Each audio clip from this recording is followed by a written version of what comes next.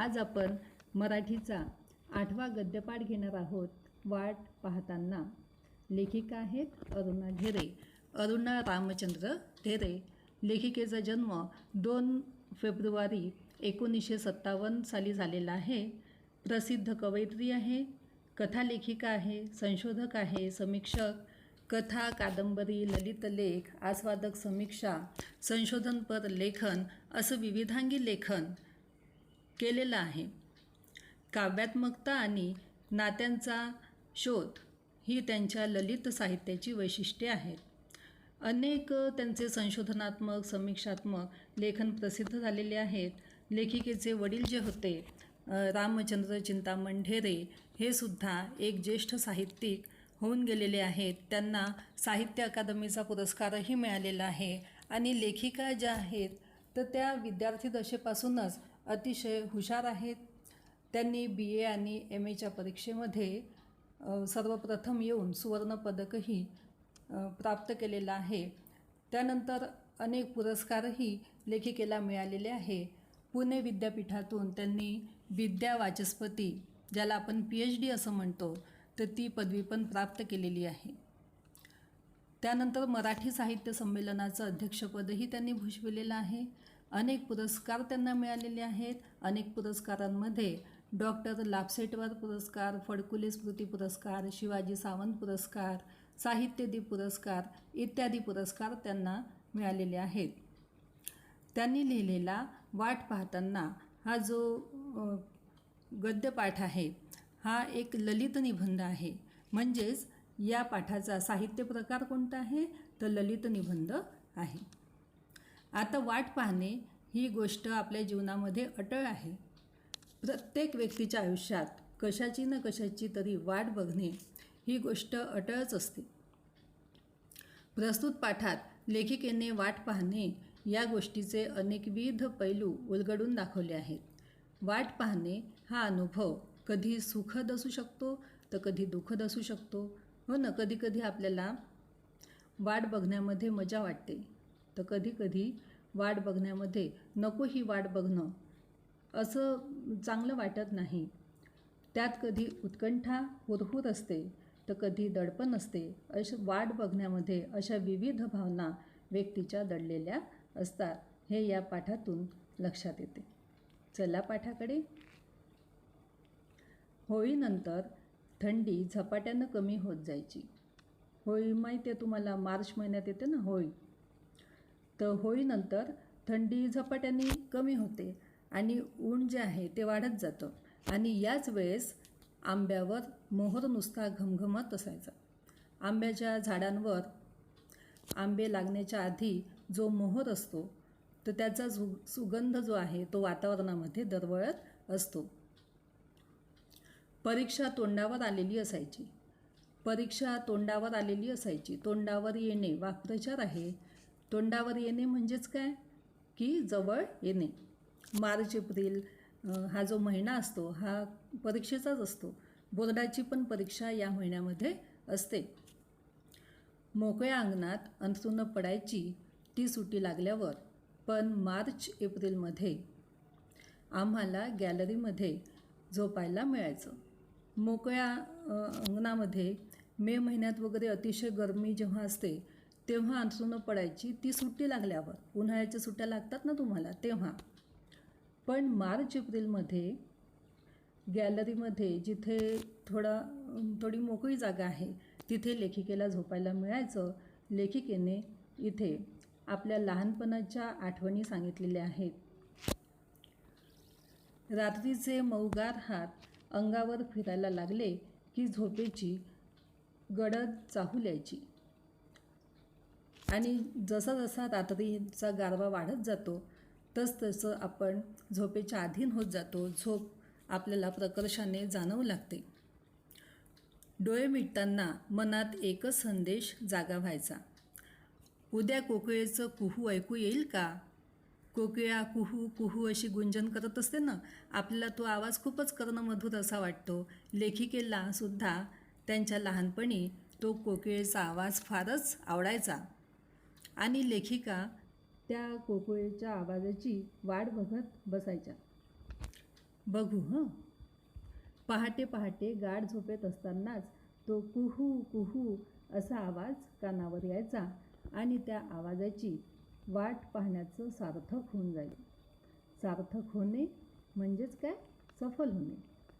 लेखिका त्या कुहू कुहू अशा आवाजाची वाट बघत असत आणि वाट बघून झाल्यानंतर तो आवाज अगदी पहाटे पहाटे कानावर आला की लेखिका म्हणतात की त्या वाट पाहण्याचं सार्थक होऊन जायचं, म्हणजेच वाट बघणं कसं व्हायचं?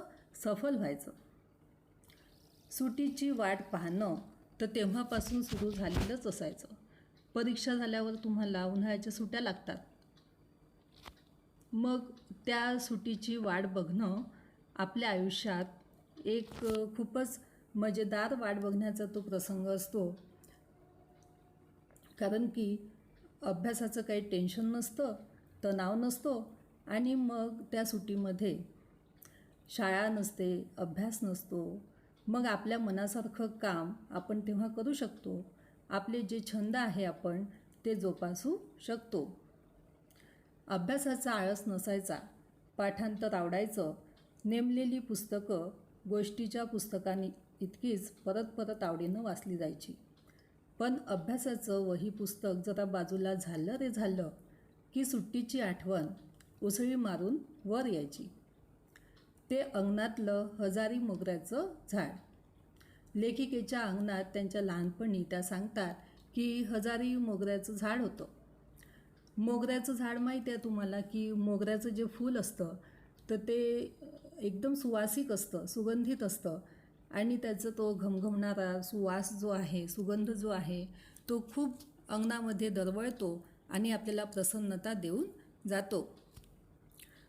शनिवार वाड्यात सकाळी सकाळी जाऊन वेचून आणलेली बकुळीची फुलं.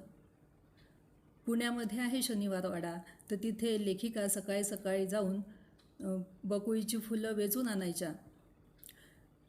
माठातलं वाळा घातलेलं पाणी. उन्हाळ्याच्या दिवसात वाळा नावाची जी वनस्पती आहे तर ती आपण माठातल्या पाण्यात घालून ठेवतो गारवा मिळण्याच्या उद्देशाने. आई आत्यांच्या कुरड्या पापड्यांची घाई. उन्हाळ्यात आपण जी घरची मोठी मंडळी असते, खास करून ज्या बाया असतात घरातल्या, तर त्या कुरड्या, पापड, वड्या अशी वाळवणं करतात आणि ती वाळवणं अंगणभर पसरवतात. कैरीची डाळ आणि पन्हं. उन्हाळ्याच्या दिवसामध्ये आपल्या शरीराला शांतता मिळावी म्हणून आपण पन्हं करून पितो. कैरीची डाळ, कच्च्या आंब्याला कैरी असं म्हणतात, तर कैरीची डाळ पण उन्हाळ्यामध्ये केली जाते.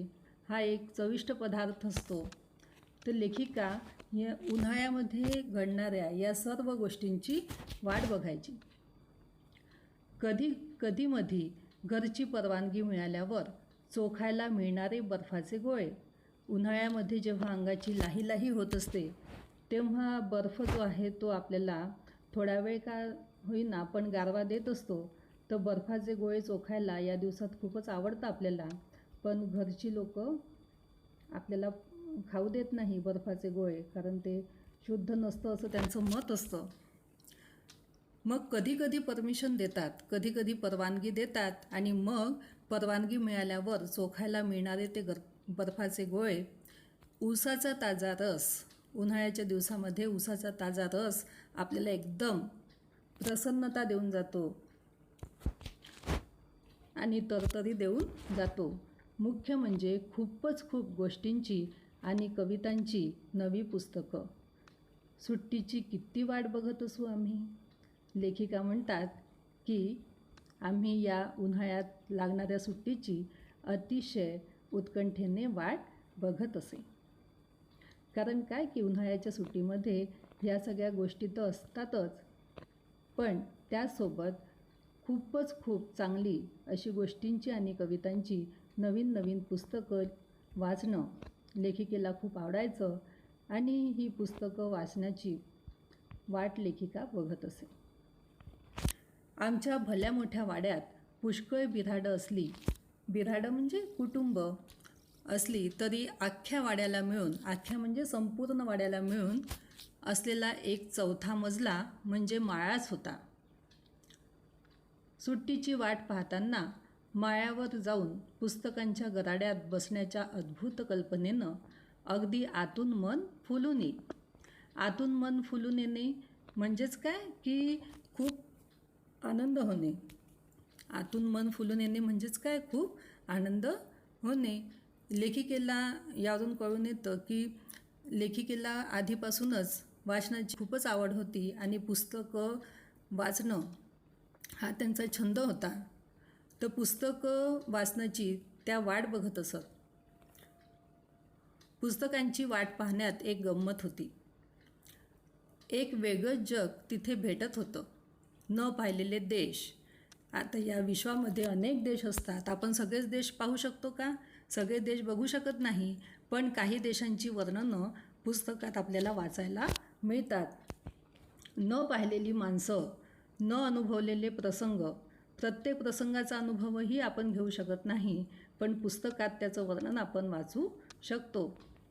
अनोळखी तरी पण आपले वाटणारे, ओळखीचे धागे जुळणारे, न जुळणाऱ्या गोष्टीसुद्धा किती थक्क करणाऱ्या म्हणजेच काय? खूप आश्चर्यचकित करणाऱ्या. पुस्तकांच्या जगामध्ये लेखिकेला असे विविध थक्क करणाऱ्या गोष्टींचं वर्णन मिळत असे. कारण सगळं आपण बघू शकत नाही, सगळे प्रसंग आपण अनुभवू शकत नाही, पण पुस्तकाच्या वाचनाने आपण अप्रत्यक्षरित्या ते अनुभवू शकतो. म्हणजे जग असंही असतं. तर आपल्याला नवीन काही असं आढळलं, आपल्या वाचनात नवीन काही आलं की आपल्याला आश्चर्य वाटतं की असंही असू शकतं, असंही असतं. मला केवढं तरी नवेपण भेटत होतं आणि शब्दांची जादू कळत होती. मी वाचत होते त्या गोष्टी, तो इतिहास, ती गाणी कुणीतरी रचलेली होती, कुणीतरी लिहिलेली होती. जे सुचलं, जे लिहावंसं वाटलं ते कसं लिहू शकली आहेत ही माणसं. मला भाषेची ताकद समजत होती. लेखिका असं म्हणतात की भाषेमध्ये एक ताकद असते आणि त्या ताकदीने आपण एकाच शब्दाचे अनेक वेगवेगळे अर्थ लावू शकतो. एकच शब्द पण किती विविध अर्थाने आपण वापरू शकतो. तर अशा प्रकारे भाषेची ताकद असते. भाषेद्वारे आपण लोकांच्या मनामध्ये परिवर्तन देखील घडवू शकतो. लेखकाच्या प्रतिभेची ताकद समजत होती. म्हणून पुस्तकं वाचण्याची वाट पाहण्यात उन्हाळ्याच्या आधीचा काळ इतका वेळ लावायचा की बस, लेखिकेला जणू काही वेळ लागत असे ही वाट बघण्यात. कोणती वाट? तर पुस्तकं वाचनाची वाट बघण्यामध्ये लेखिकेला अत्यंत मौज वाटत असे. आतापर्यंत आपण बघितलं की लेखिका आपल्या बालपणीच्या आठवणी सांगताना एकतर आपल्या सुट्टीची वाट बघत असे, त्यानंतर सुट्टीमध्ये जी नवीन नवीन पुस्तके आहेत ती वाचनाची वाट देखील बघत असे. आणखी एक वाट पाहणं ते म्हणजे पोपटांच्या थव्याचं. थवा म्हणजे माहीत आहे तुम्हाला, समूह. थवा म्हणजे काय? समूह. पोपट जे येतात ते एक एक करून येत नाही, तर झाडावर समूहाने येतात, थव्याने येतात. आमच्या घरामागे लेखिकेच्या घरामागे एक मोठं उंबराचं झाड होतं. उंबराचं झाड पाहिलं असेल तुम्ही. छोटी छोटी उंबराची फळे त्या झाडाला लागत असतात आणि ती फळं खाल्ल्यासुद्धा जातात. उंबराचं लोणचंसुद्धा कोणी कोणी घालतात. उन्ह तापण्याचे दिवस आले की त्यांचे थवे उंबरावर येऊन उतरायचे. पोपटाचे जे थवे आहे एकदम समूहाने ते पोपट जे आहे ते उंबराच्या झाडावर येऊन बसायचे. कशा तरीच पानांचं गाठीगाठीचं ते झाड तेव्हा पिक्या उंबरांनी आणि राघूंच्या म्हणजे पोपटाच्या हिरव्या पंखांनी इतकं सुंदर होऊन जायचं की मी वाट पाहायचे त्या थव्यांची. लेखिका असं म्हणतात की त्या उंबराच्या झाडावर ते पोपट जे येत होते थव्यांनी, तर त्या झाडाचं सौंदर्य त्या पोपटांच्या थव्याने आणखीनच वाढून जायचं आणि हे नैसर्गिक सौंदर्य बघणं कुणाला आवडत नाही. लेखिकेलासुद्धा ते सौंदर्य बघणं खूप आवडायचं आणि म्हणून लेखिका वाट बघायच्या त्या थव्यांची. त्या लालसर गोड झालेल्या उमराची, माझ्या मनात जाग्या होणाऱ्या कितीतरी कवितांची. आणि हे निसर्ग सौंदर्य बघून लेखिकेच्या मनात नवनवीन कल्पना सुचायच्या आणि त्यातून एक नवीन कविता जन्मायची. तर अशा प्रकारे कविता निर्मितीसाठी असं अनुकूल असं दृश्य ते असायचं, म्हणून लेखिकेला ते दृश्य खूप आवडायचं आणि त्या दृश्याची वाट लेखिका बघत असे.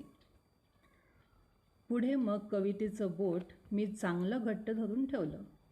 कवितेचं बोट घट्ट धरून ठेवलं यातून लेखिकेला काय सूचित करायचं आहे की पुढे लेखिका ज्या आहे त्या उत्तम लेखिका तर झाल्याच, पण अनेक कवितासुद्धा त्यांनी लिहिलेल्या आहे. कवितेची आणि अरुणा ढेरे यांची साथ संगत काही सुटलेली नाही. तिची माझी मैत्रीच झाली. कोणाची मैत्री झाली, कुणासोबत झाली? तर लेखिका अरुणा ढेरे यांची मैत्री कवितेशी झाली. आपण कधी पण केव्हा पण मैत्रिणीला हाक मारतो, तिच्याकडे धावतो, तिच्याबरोबर भान विसरून मनातलं वाटेल ते बोलतो. इथे फक्त एकच फरक होता, तिला हवं तेव्हा ती माझ्याकडे यायची. आता आपली एखादी खूपच चांगली जीवाभावाची मैत्रीण आठवा की आपल्या मनात काहीही नवीन आलं तरी आपण सगळ्यात पहिले त्या मैत्रिणीकडे जातो, किंवा आपलं जाणं शक्य नसेल तर आपण तिला काय करतो, आपल्या घरी बोलावतो. पण भेट ही झालीच पाहिजे असं आपल्या मनात असतं आणि त्या मैत्रिणीच्या सोबत आपण भान विसरून आपल्या मनातलं वाटेल ते बोलत असतो. आता इथे लेखिकेची कवितेसोबत मैत्री झालेली आहे, पण लेखिकेला ही कविता जी आहे ती खूपच वाट बघायला लावायची. तिला हवं तेव्हा ती माझ्याकडे यायची. कवितेला जेव्हा वाटलं, कविता म्हणजे मुलगी नाही हं, कविता म्हणजे काव्य. तिला हवं तेव्हा ती माझ्याकडे यायची, लेखिकेकडे यायची. म्हणजे प्रत्येक वेळेस कविता आपल्याला सुचत नाही, कधी कधी आपल्याला ती सुचते. कधीही रात्री मध्यरात्रीसुद्धा एखादी नवीन कविता लिहायची म्हटलं तर ती कल्पना कधीही आपल्या मनामध्ये येऊ शकते, कधीही आपल्याला नवीन कविता सुचू शकते. मग त्याच्यासाठी वेळेचं काही असं बंधन नसतं. ती रात्री पण येऊ शकते, मध्यरात्री उलटल्यावरही येऊ शकते, मध्यरात्रीसुद्धा येऊ शकते. पण मला मात्र कधीकधी खूप वाट बघायला लावायची. लेखिका असं म्हणते की कधीकधी कविता पटकन सुचते आणि कधीकधी कविता पटकन सुचत नाही. खूप लिहू असं म्हटलं तरी आपल्याला शब्द सुचत नाही. अशा वेळेस मग लेखिका असं म्हणतात की ही जी कविता मैत्रीण आहे ती कधीकधी खूप वाट बघायला लावायची. मी हाक मारल्यावर हमखास येईलच असं नसायचं कवितेचं. मग तिची वाट पाहणं, अस्वस्थ होणं, कशातच मन लागेनासं होणं, आई आत्यांची ती बोलणी खाणं. जेव्हा आपल्याला एखादी नवीन कविता सुचत नसते आणि आपल्याला असं वाटत असतं की ती कविता आपल्याला सुचायला पाहिजे, मग आपलं कोणत्याच कामामध्ये, घरकामामध्ये लक्ष लागत नाही. अशा वेळेस आपली भावना मोठी मंडळी समजून घेत नाही. आत्याची, आईची बोलणी लेखिकेला त्यावेळी खावं लागायची. आज ते वाट पाहणं आठवलं तरी मी पुन्हा हुरहुरते. उंबराच्या पिकल्या फळांवर पोपटांचे हिरवे पंख पुन्हा उतरून यावेत असं उगाच वाटत राहतं. ते जुने दिवस जे आहे ते पुन्हा यावेत असं लेखिकेला वाटत असतं, कारण आपण आपलं बालपण हे कधीच विसरू शकत नाही. लेखिकेलासुद्धा ते उंबराचं झाड आठवतं, त्यावर थव्याने येणारे पोपट आठवतात, ती पिकली उंबराची फळे खाणं आठवतं. उन्हाळ्याचे ते दिवस आठवतात आणि ते दिवस, ते झाड, तो राघूंचा थवा हे पुन्हा आपल्या आयुष्यामध्ये यावं असं वाटत असतं. आमची आत्या तेव्हा उरुळी कांचनच्या मराठी शाळेमध्ये नोकरी करायची. तेव्हा आजच्यासारखी उरुळीला सहज जाण्याजोगी वाहनांची सोय नव्हती. आता वाहनांची सोय खूप झालेली आहे. आता आपण ओला, उबर अशासुद्धा टॅक्सी मागवू शकतो. त्या काळामध्ये एवढ्या वाहनांची सोय नव्हती. फक्त आपल्याला एक तर जाणं येणं करण्यासाठी एक तर बस पकडावं लागायची किंवा मग जे रेल्वे आहे त्याने प्रवास करावा लागायचा. आत्या सकाळी 8 वाजताच घरातून जायची, बस पकडून रेल्वे स्टेशनला जायची. मग पॅसेंजरनं उरुळीला जायची. कारण काय की तिथे आत्याची शाळा होती आणि त्या शाळेमध्ये आत्या नोकरी करायची. कोणाची आत्या? लेखिकेची आत्या. परततानाही तसंच. गाडी पुष्कळदा उशिरा सुटायची.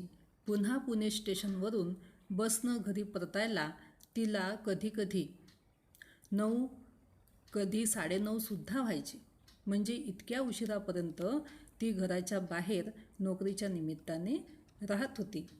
किंबहुना तिचा तो नाईलाजच होता की इतक्या उशिरापर्यंत तिला घराच्या बाहेर राहावं लागायचं. आम्ही भावंड तेव्हा तिची वाट बघत वाड्याच्या दिंडी दरवाजात उभे राहायचो. आता लेखिका आणि लेखिकेचे बहीण भाऊ जे कोणी होते तर ते आत्याची वाट बघत वाड्याच्या, आधी वाडा संस्कृती होती ना, मोठे मोठे जे घरं होते, मोठे मोठे वाडे, त्यांना एक मोठा असा दरवाजा असे आणि त्या दरवाजामध्ये एक छोटा दरवाजासुद्धा असे. तर त्या छोट्या दरवाजाला दिंडी दरवाजा असं म्हणत असत. तर त्या दिंडी दरवाजात उभी राहायचो. आत्या येईपर्यंत वाट बघून रडू गळ्याशी दाटलेलं असायचं. आता आत्या येईल, मग आत्या येईल असं वाटून आत्या काही येतच नसे. कधीकधी 9, कधीकधी 9:30 वाजून जायचे तरी आत्या येत नसे. म्हणून मग आत्याची वाट बघणं त्यावेळेस खूपच कासावीस करून जायचं लेखिकेला आणि त्यांच्या भावंडांना. अगदी रडवेल्या होऊन जायच्या लेखिका. ती आली, आत्या आली की धाकटा भाऊ झेप टाकून तिला लोंबकळायचा आणि मी रडू आवरत हसायची. सगळा शोष निपटून, सगळा शोष म्हणजे जो कंठामध्ये जो कोरडेपणा आलेला आहे तर तिच्या जवळ घेण्यानं शांत वाटायचं की आतापर्यंत आपल्या घरामध्ये प्रेम देणारं आत्यासारखं वडील असं कुणीच नव्हतं. आता आत्या आलेली आहे, आता ती जवळ घेईल आणि तिच्या आपुलकीने शांत वाटायचं की नाही, आपली पण काळजी घेणारे कोणीतरी आहे असं वाटायचं. तिला नोकरी करणं भाग होतं आणि आमचं वाट पाहणं टळ होतं.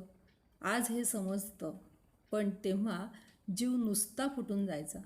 जीव नुसता फुटून जायचा म्हणजेच काय की जीव खूप कासावीस व्हायचा, व्याकुळ व्हायचा. जीव फुटणे वाक्प्रचार आहे. त्याचा अर्थ काय आहे की जीव कासावीस होणे किंवा व्याकुळ होणे. कसली कसली भीती वाटत राहायची. कारण लहान मुलांना अंधाराची सुद्धा भीती वाटत असते आणि आत्या आतापर्यंत का आली नाही तो मनामध्ये कधीकधी शंका येतात. म्हणून भीती अशी वाटत राहायची. तर आत्याची वाट बघणं हे लेखिकेला सुखद नसे तर कसं असे, दुःखदच असत. अलीकडे एक सुरेख परदेशी सिनेमा पाहिला. चिनी सिनेमा होता तो. चिनी भाषेमध्ये असलेला चीन या देशाचा सिनेमा होता. त्याचं नाव होतं पोस्टमन इन द माउंटेन. हे त्याचं नाव.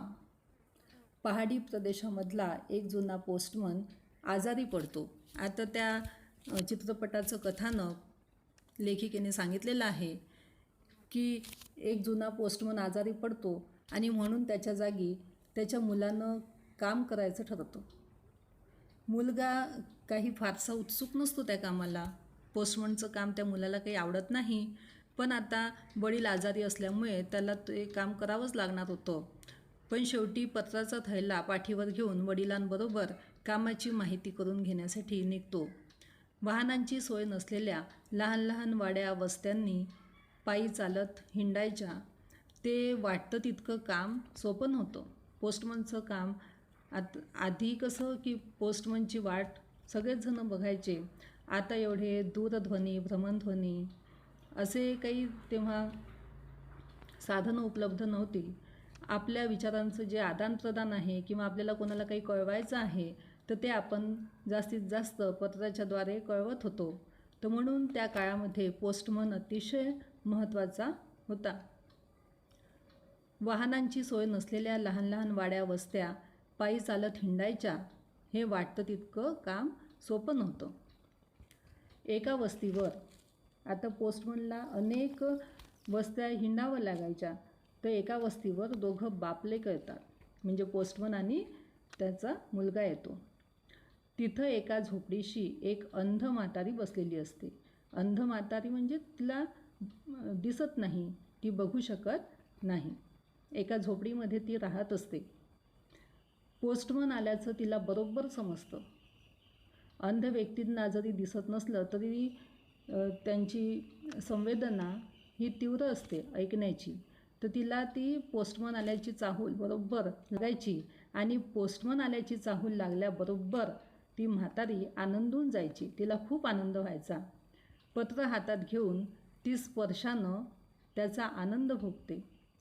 पोस्टमनलाच ते वाचायला सांगते, कारण की ती बघू शकत नाही, वाचू शकत नाही. म्हणून त्या पत्रामध्ये काय लिहिलेलं आहे ती पोस्टमनला वाचायला सांगते. म्हातारीच्या मुलानं तिला पाठवलेलं ते पत्र असतं.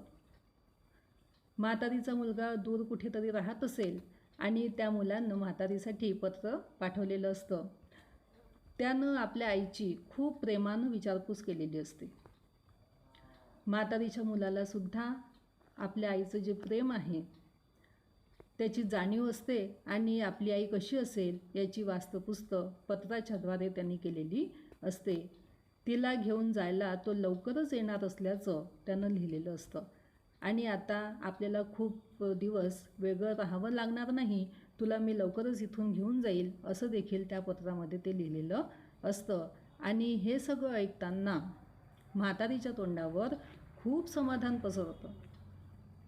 म्हातारी एकदम खुश होऊन जाते. म्हातारीला खूप आनंद होतो की आपला मुलगा आपल्याला घ्यायला येईल, आपण आपल्या मुलासोबत राहू आणि या वयातही आपला मुलगा आपली किती काळजी घेतो ही जाणीव तिला सुखावून जाते. पण मुलगा जेव्हा पुढे होतो तेव्हा त्याला दिसतं की बापाच्या हातात मुळी कोरा कागदच आहे, त्यावर काही लिहिलेलंच नाही. म्हातारी मात्र त्याच्या बापाला पुन्हा पुन्हा धन्यवाद देते आणि आशीर्वादही देते. बघा किती हळवा करून जाणारा हा प्रसंग आहे की म्हातारीला खुश करण्यासाठी, तिच्या जीवनात आनंदाचे क्षण देण्यासाठी पोस्टमन तत्पर झालेला असतो. खरं म्हणजे म्हातारी खूप उत्सुकतेनं आपला जीव कंठात आणून ती आपल्या मुलाच्या पत्राची वाट बघत असते. पण तिचा मुलगा काही तिला कधीच पत्र पाठवत नाही. आणि असं जर तिला कळलं तर म्हातारी किती हताश होईल, निराश होईल, तिच्या जीवनामध्ये किती दुःख निर्माण होईल हे ते पोस्टमन जाणतो. आणि म्हणून तो सगळं नाटक करतो की तुझ्या मुलाने तुला पत्र पाठवलेलं आहे, या पत्रामध्ये खूप प्रेमानं विचारपूस केलेली आहे असं तो तिला सांगत असतो. खरं म्हणजे असं काहीही झालेलं नसतं. आणि हे त्या पोस्टमनच्या मुलाच्या लक्षात येतं. मुलगा जेव्हा पुढे होतो तेव्हा त्याला दिसतं की बापाच्या हातात मुळी कोरा कागदच आहे, त्यावर काही लिहिलेलंच नाही. म्हातारी मात्र त्याच्या बापाला पुन्हा पुन्हा धन्यवाद देते आणि आशीर्वादही देते. तिथून लांब आल्यावर मुलाला बाप सांगतो की ती म्हातारी आपल्या दूर गेलेल्या मुलाची वाट पाहत आहे, त्याच्या पत्राची, त्याच्या येण्याची वाट पाहते आहे. तिचा मुलगा कधीच तिला पत्र लिहित नाही, तिची चौकशी कधीच करत नाही. पण तिचं वाट पाहणं पोस्टमनला मात्र सहन होत नाही. त्या म्हातारीला आनंद वाटावा म्हणून तिच्या जीवनात एक सुख पसरवावं, काही क्षण का होईना ती सुखी व्हावी म्हणून दरवेळी पोस्टमन मनानंच एक कोरं पत्र वाचत आलेला असतो आणि म्हातारीचे शेवटचे दिवस त्यामुळे समाधानात चाललेले असतात. आता त्याच्या तरुण मुलानं त्याची जागा घेताना हेच नाटक पुढे चालवायचं आहे. आता पोस्टमन आजारी पडल्यामुळे तो येणार नाही, म्हातारीला पत्र वाचून दाखवणार नाही. आता कोण येईल?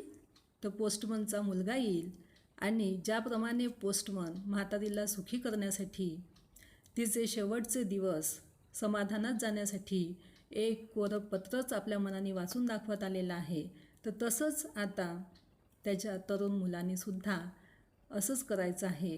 हेच नाटक पुढे चालवायचं आहे. नाटक चालवायचं आहे म्हणजेच काय की हेच सोंग जे आहे ते पुढे त्या पोस्टमनच्या मुलालासुद्धा करायचं आहे. तर इथे तो फक्त पोस्टमन जो आहे तो माणुसकीचं एक उत्तम उदाहरण आहे की माणुसकीच्या नात्याने आपण दुसऱ्याला किती सुख देऊ शकतो हे लेखिकेने इथे दाखवलेलं आहे त्या कथानकाच्या माध्यमातून. शहरगावी राहणाऱ्या मुलांची पत्र हाच म्हातारीच्या जगण्याचा एकमेव आधार आहे हे ओळखलं त्या प्रौढ समंजस पोस्टमननं. तो नुसता पत्र पोहोचवणारा सरकारी नोकर नाही आहे, तर तो माणूस आहे आणि नुसता माणूसही नाही आहे, तर माणुसकी त्याच्यामध्ये आहे असा तो भला माणूस आहे, चांगला माणूस आहे. आपल्या तरुण मुलाला तो केवळ पहाडातल्या वाटा आणि खेडी दाखवत नाही, तर तो त्याला माणसं दाखवतो आहे. की फक्त रस्ता दाखवत नाही आहे तो पोस्टमन आपल्या मुलाला, तर त्या खेड्यामधली जी माणसं आहे त्या माणसांची दुःख, त्या माणसांची यातना ज्या आहे, त्या माणसांचं पत्राच्या निमित्ताने वाट बघणं, हे सगळं तो आपल्या मुलाला दाखवतो आहे. माणसांपर्यंत पोहोचवण्याचे पूल दाखवतो आहे. म्हातारीचं वाट पाहणं, सुखाचं करण्याची रीत त्यानं मुलाला समजावलेली आहे. वाट पाहणं ही गोष्ट एरवी सुखाची थोडीच असते. वाट बघण्यामध्ये कितीतरी भावना असतात.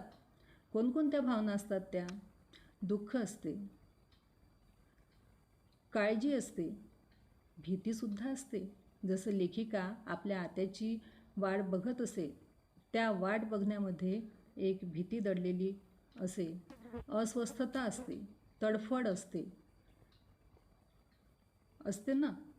जसं आता मरणासन्न अवस्थेत कोणी आहे, अपघात झालेला आहे आणि आता जीव वाचेल किंवा नाही असा प्रसंग येऊन ठेपलेला आहे, तर आपण वाट बघत असतो की केव्हा ठीक होईल, केव्हा डॉक्टर येतील आणि ऑपरेशन सक्सेसफुल असं म्हणतील, अशी आपण वाट बघत असतो.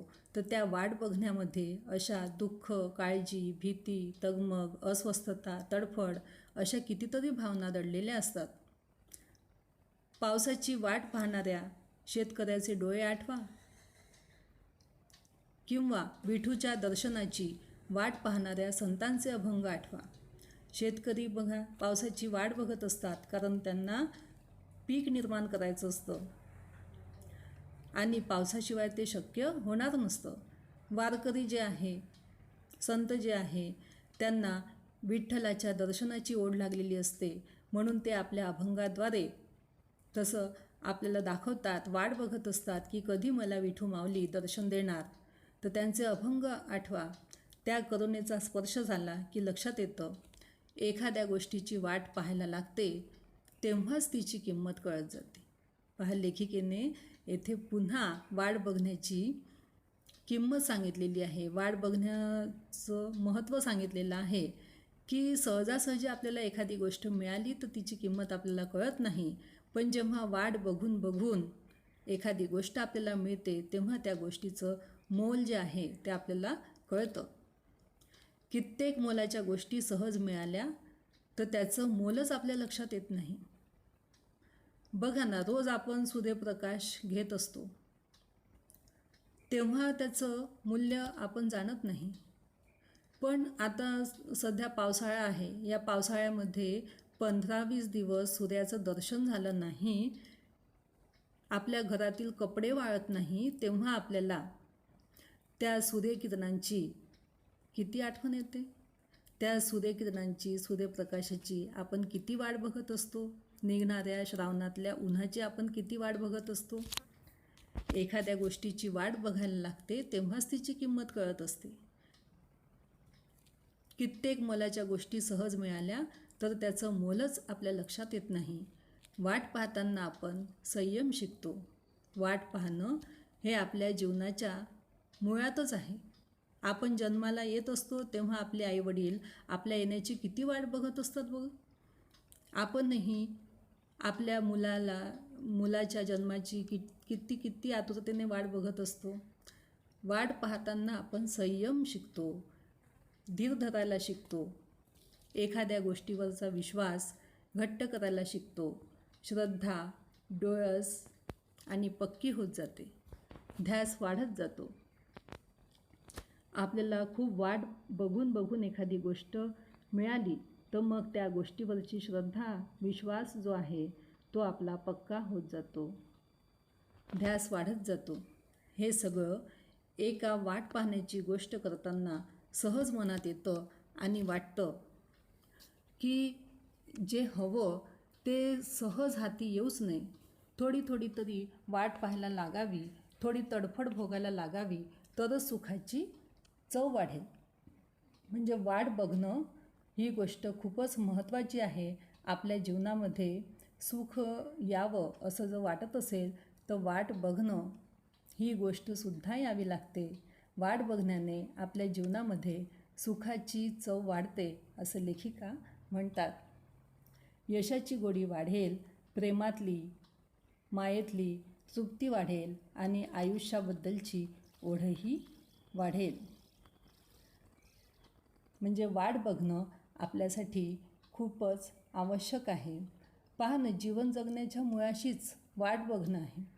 जीवनाच्या सुरुवातीपासूनच आपण वाट बघत असतो आणि जीवनाच्या सुरुवातीपासून ते शेवटपर्यंत वाट बघणं आपलं सुटतं का? कधी सुटतच नाही. आताचे दिवस आठवा तुम्ही. आताचे दिवस कोणते आहे हल्ली? तर कोविड-19 आला आहे, विषाणू हा. आणि आपण वाट बघतो आहे की याच्यावर मात करणारं जे वॅक्सिन आहे ते कधी निघेल असा प्रश्न आपल्याला उद्भवतो आहे. शाळा कधी सुरू होतील, आपण एकमेकांना कधी भेटू, असंही आपल्या मनात येत आहे. आपलं जे जीवन आहे ते पूर्वीसारखंच कधी होईल, असे नानाविध प्रश्नांची आणि त्या प्रश्नांच्या उत्तराची आपण वाटच बघतो आहे की.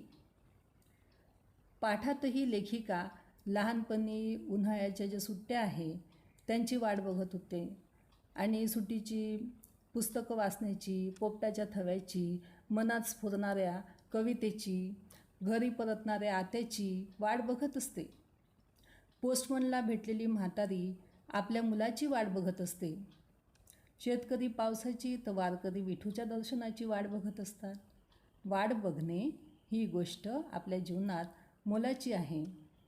अधिकाधिक वाट पाहिल्यामुळे आपल्याला नेमके काय हवं आहे हे कळते आणि मग जीवनात आपल्यासाठी महत्त्वाच्या गोष्टी कोणत्या आहे याचीसुद्धा आपल्याला जाणीव होत असते. म्हणून वाट बघणं आपल्या जीवनाच्या मुळाशीच आहे आणि वाट बघणं हे प्रत्येक मानवाच्या जीवनात अटळ अशी गोष्ट आहे असं लेखिका म्हणतात. आता या पाठाचा स्वाध्याय तुम्हाला सोडवायचा आहे. लेखिकेने बालवयात उन्हाळ्याच्या सुट्टीमध्ये अनुभवलेल्या गोष्टी कोणकोणत्या आहे सांगा. कोणकोणत्या आहे त्या? की पोपटाच्या थव्याचं जे येणं आहे ते आहे, गोष्टीची पुस्तकं वाचणं आहे आणि उन्हाळ्याच्या सुट्ट्या ज्या आहे त्यात वेगवेगळी वाळवणं ज्या आत्या आई वगैरे करायच्या तर त्या सगळ्या गोष्टी लेखिकेने अनुभवलेल्या आहेत. पुस्तकांच्या वेगळ्या जगामध्ये लेखिकेला भेटलेल्या गोष्टी कोणत्या आहे? का आपण वेगवेगळी पुस्तकं वाचत असतो? प्रत्येक गोष्टीचा अनुभव आपण घेऊ शकतो का? नाही. पण पुस्तकाच्या वर्णनात जे काही आहे त्याने आपण अप्रत्यक्षपणे ते जग अनुभवत असतो. मग न पाहिलेले देश भेटतात, माणसे भेटतात, प्रसंग भेटतात आणि कितीतरी थक्क करणाऱ्या गोष्टी आपल्याला मिळत असतात. पोस्टमनची गुणवैशिष्ट्ये. पोस्टमन आठवतो ना तुम्हाला? पोस्टमनची गुणवैशिष्ट्ये काय आहे की पोस्टमन नुसता सरकारी नोकर आहे का? नाही. तर तो एक माणूस आहे. त्यातही तो एक भला माणूस आहे. माणुसकीचे पूल तो आपल्या मुलाला दाखवतो आणि दुसऱ्यांना कसं सुखी करावं याची रीत तो मुलाला सांगत असतो. ही पोस्टमनची गुणवैशिष्ट्ये आहे. लेखिकेला वाट पाहायला लावणाऱ्या कोणकोणत्या गोष्टी आहे? तर आठवा लेखिकेचं लहानपण, की कोकिळेचा कुहू कुहू आवाज, त्यानंतर उन्हाळ्याच्या सुट्ट्या, पुस्तके वाचनाचा लेखिकेला असलेला छंद, पुस्तके वाचनाची आवड, पोपटाचा तो थवा आणि आत्याचं येणं आणि कविता कधी येईल याची सुद्धा वाट लेखिकेला बघावी लागत असे. कारणे शोधा. आवाजाची वाट पाहण्याचं सार्थक व्हायचं. कारण काय की कुहू कुहू असा कोकिळेचा आवाज कानावर यायचा आणि रात्री झोपताना जी इच्छा असायची लेखिकेची की हा आवाज आला पाहिजे, ती इच्छा पूर्ण होत असे. म्हातारीच्या तोंडावर समाधान पसरायचं. कारण आपला मुलगा आपली आठवण काढतो आहे, आपली खुशाली तो जाणण्याचा प्रयत्न करतो आहे आणि तो आपल्याला आपल्यासोबत घेऊन जाणार आहे, ही कल्पना करून ती सुखावत असे. पुस्तकं वाचण्याची वाट पाहण्यात उन्हाळ्याच्या आधीचा काळ लेखिकेला वेड लावायचा. कारण पुस्तकातून लेखिका भाषेची शक्ती, लेखकांच्या प्रतिभेची शक्ती समजू लागलेली होती. पोस्टमन मनानंच कोरं पत्र वाचतो. कारण तिचे शेवटचे दिवस, म्हातारीचे शेवटचे दिवस जे आहे ते समाधानात जावेत असं त्या पोस्टमनला वाटत असतं. आता तुलना करायची आहे व्यक्तीची मैत्री आणि कवितेची मैत्री. व्यक्तीची मैत्री बघा. व्यक्ती आपल्याला हवी तेव्हा भेटू शकते. आपण धाव घेतली असता ती आपल्याला भेटते. आपण त्या व्यक्तीशी मनसोक्त गप्पा मारू शकतो. ती सुद्धा आपल्याला प्रतिसाद देत असते. पण कवितेची मैत्री तशी नाही आहे. कविता कधीकधी मध्यरात्री पण येते, रात्रीसुद्धा येऊ शकते. कधीकधी प्रसन्न झाली की खूपच धावत येऊन भेटते, तर कधीकधी खूपच वाट पाहायला लावते आणि कधीकधी ती भेटतसुद्धा नाही. तर अशा प्रकारे व्यक्तीची आणि कवितेची मैत्री याच्यामध्ये आपल्याला फरक दिसून येतो. वाट पाहणे या प्रक्रियेबाबत पुढील मुद्द्यांना अनुसरून लेखिकेचे मत लिहून तक्ता पूर्ण करा. वाट पाहणे या प्रक्रियेतील समाविष्ट ज्या गोष्टी आहे त्या विविध भावना आपण पाहिल्या ना. कोणकोणत्या भावना आहेत? की वाट बघण्यामध्ये दुःख आहे, काळजी आहे, अस्वस्थता आहे, तडफड आहे, तगमग आहे. वाट पाहणे प्रक्रियेतून माणसाने शिकायच्या गोष्टी. वाट बघणे आपल्याला खूप काही शिकवते. वाट बघण्याने आपण संयम शिकतो. एखादी गोष्ट आपल्याला वाट बघून मिळाली तर त्यावरचा आपला विश्वास पक्का होतो. धीर धरणे ही सुद्धा गोष्ट आपण वाट पाहण्याच्या प्रक्रियेतून शिकत असतो. वाट पाहण्याचे फायदे कोणते आहे? की वाट बघण्याने सुखाची चव आपल्याला कळते, यशाची गोडी अनुभवता येते, प्रेमातली तृप्ती आपण जाणू शकतो आणि आयुष्य पुन्हा पुन्हा आपल्याला सुखद वाटत असतं. आयुष्यातली ओढ आपली कायम वाट बघण्याने असू शकते. इथे तुम्हाला या पाठाचा स्वाध्याय तुम्हाला लिहायचा आहे. हे स्वमतही लिहायचं आहे. भाषा सौंदर्य बघा,